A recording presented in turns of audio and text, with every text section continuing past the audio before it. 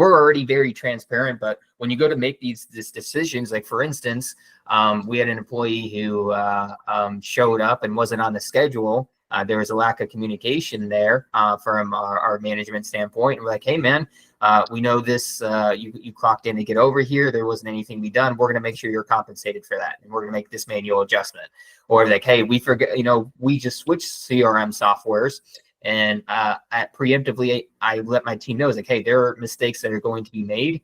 I will communicate with you when these are made, and we'll make sure it's done fairly. So when a crew member is running a route and there's a customer who calls in saying, hey, my yard wasn't cut, now we have to add that back in. The employee has to backtrack.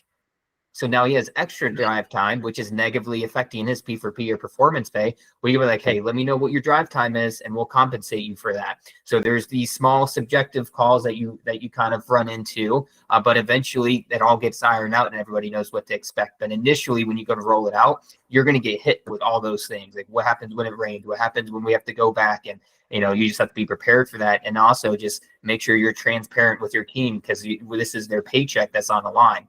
This is like as much as a trust exercise as it is like, a performance enhancement exercise. They have to know that A, you're going out and bidding things correctly, and B, when something goes wrong, that you're going to be fair about it, or you're not hiding anything on the back end. So you just have to be open across the board once you decide to go this direction.